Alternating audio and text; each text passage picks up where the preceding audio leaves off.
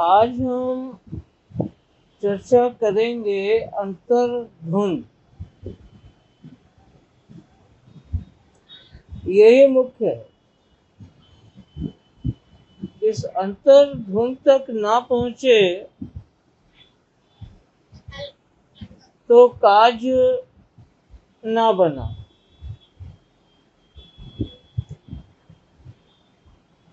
और अंतर्धुन को हल्के में नहीं लेना है।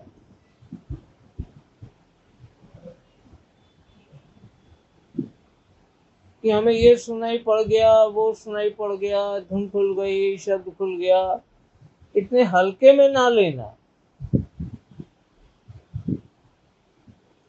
तो कुछ सत्संगियों ने प्रश्न किया कि जब अंतर में धुन सुनाई नहीं देती और मन में गुनावन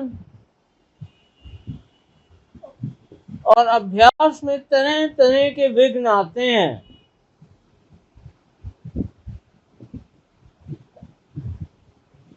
तो क्या ये हमारी कमी है कि हम उस आदि धुन के योग्य नहीं हैं? ये बड़ा मार्मिक प्रश्न है। ये प्रश्न जीव और जिज्ञासु की आत्मा तक धस जाता है। आज हम इसी प्रश्न को समझेंगे।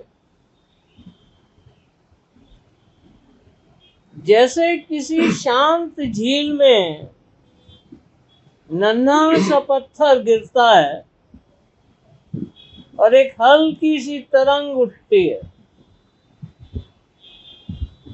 एक लहर सी पैदा होती है,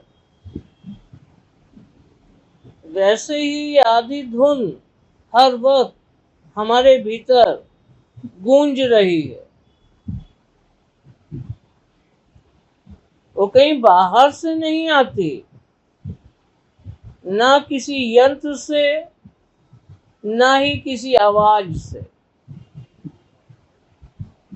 ये तो बस हमारे भीतर उस स्रोत से उठती है जहां आत्मा का अपनी गहराई से मिलन होता है। यानी अंतर के अंतर्गत जो विराजमान है वो यही है, अंतर्धुन। इस अंतर्धुन तक पहुंचने की साधना कोई सामान्य साधारण अभ्यास नहीं है। ये चैतन्य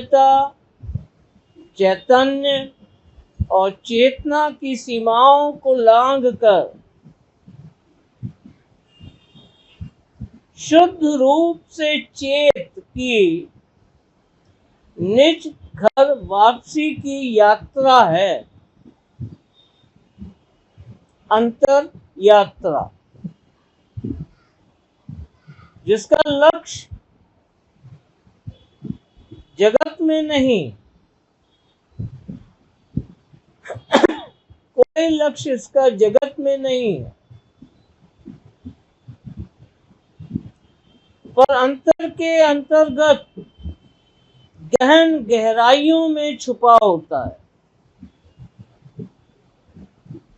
जब तक कि सद्गुरु वक्त हमें चेताकर उसे हमारे अंतर में प्रकट नहीं कर देते, तब तक ये उन अतल गहराइयों में छुपा होता है। इसे ही कहते हैं ध्वनि योग और फिर शब्द योग। यानी धुन से शब्द की एक ऐसी यात्रा जहां हम अपनी देह, फिर मन, अंतर्मन और अंतरात्मा की पुकार को सुनना सीखते हैं। पर ये मार्ग इतना भी सहज नहीं होता। जो साधक इस मार्ग पर चलने का प्रयास करते हैं, उनका सामना अपने ही दर्द, अपने ही विचारों, इच्छाओं, भावनाओं, इनसे होता है।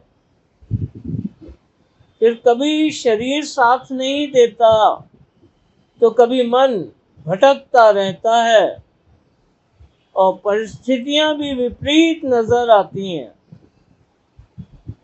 हालात भी साथ नहीं देते। कभी कभी तो अंतरात्मा भी मौन हो जाती है, थक जाती है। तो ये साधना इतनी ही सूक्ष्म है जितनी कि बहती हुई हवा की आहट होती है।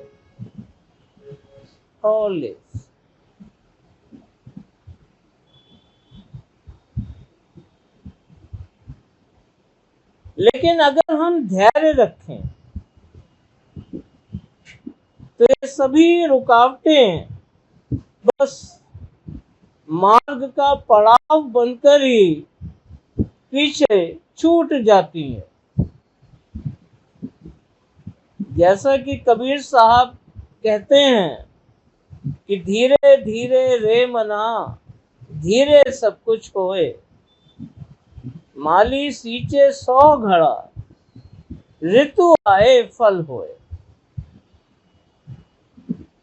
हर सच्चे साधक के जीवन में वो ऋतु आती है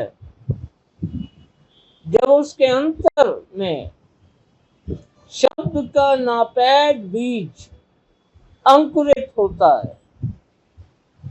हर साधक के जीवन में वो ऋतु आती है।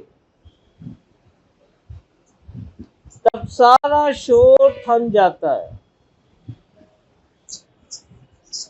और मौन बोलने लगता है।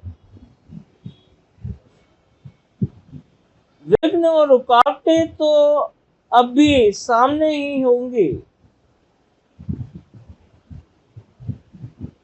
पर आप उनसे घबराएं नहीं, बल्कि जान लें कि यही इस बात का संकेत है कि आप सही दिशा में बढ़ रहे हैं। आज का ये संवाद इसी बात के प्रति समर्पित है। जबकि आप अंतर मार्ग के विघ्न और बाधाओं को नकारते नहीं, ना ही उनसे मुंह मोड़ते हैं, पर उन्हें उनकी वास्तविक स्थिति में स्वीकार करते हैं। और स्वीकार करते हुए अंतर की दिशा में पहले से और अधिक दृढ़ता के साथ आगे बढ़ते हैं। आज का ये संवाद इसी बात के प्रति समर्पित है। फिर बढ़ते हैं फिर जैसे जैसे हम भीतर की इन गहराइयों में उतरते जाते हैं, तो साधक के भीतर अगला प्रश्न उठता है कि यह अंतर्धुन क्या है? क्या इसे सच में सुना जा सकता है? और फिर इसे सुनने का उद्देश्य क्या है? इस प्रश्न में अंतर की एक गूढ़ प्यास छुपी होती है। अंतर की वही पुकार जो जन्मों से उत्तर खोज रही और अपना समाधान चाहती है। आदि और अनहद। आदि अनहद शब्द धुंधार का अर्थ होता है जो कभी किसी साधन से उत्पन्न नहीं की गई, कभी जारी नहीं की गई, वो तो बस है, और जो कुछ भी है वो वही है। वो आदि से है और वही आदि है। यहाँ कोई कल्पना नहीं, पर एक शब्द अभ्यासी साधक का अंतरी अनुभव है। जैसे कोई साधक साधना के मौन में स्थिर हो और एक दिन भीतर कहीं हल्की सी टंकार, हल्की टंकार सुनाई दे, कभी घंटे की सी,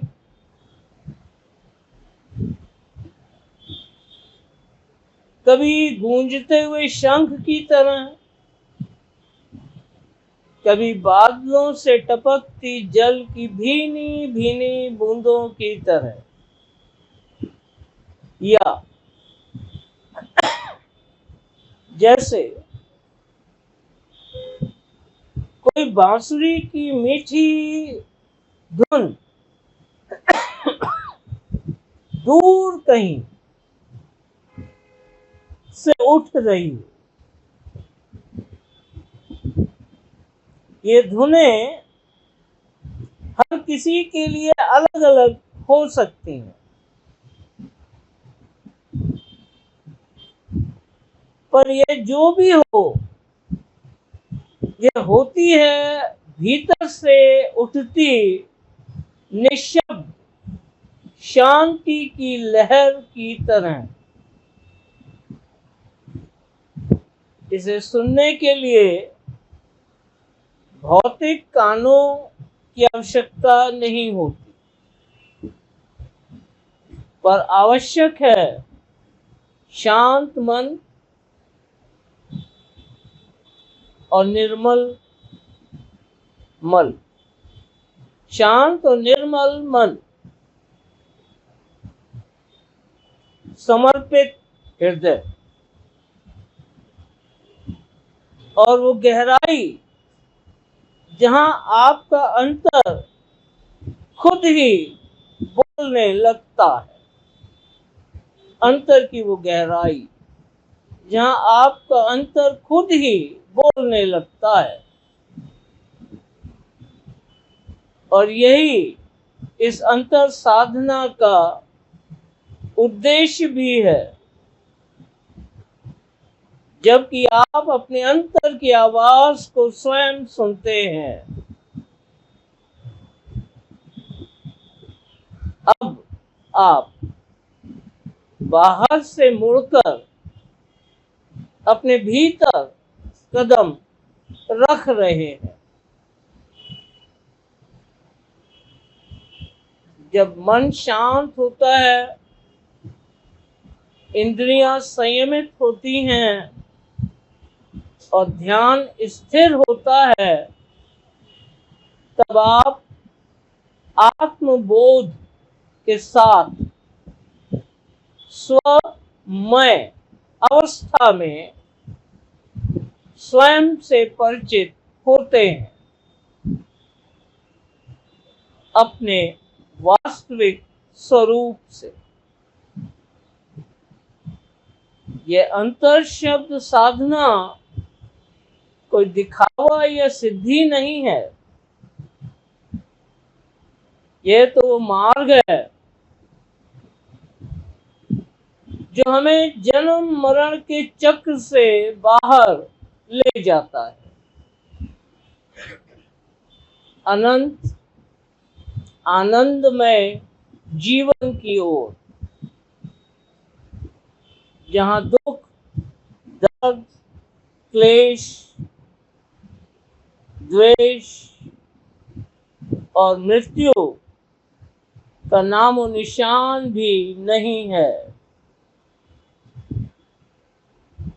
हम अब धीरे धीरे उस मौन की तरफ बढ़ते हैं जहाँ सब कुछ कहा और सुना जाता है बिना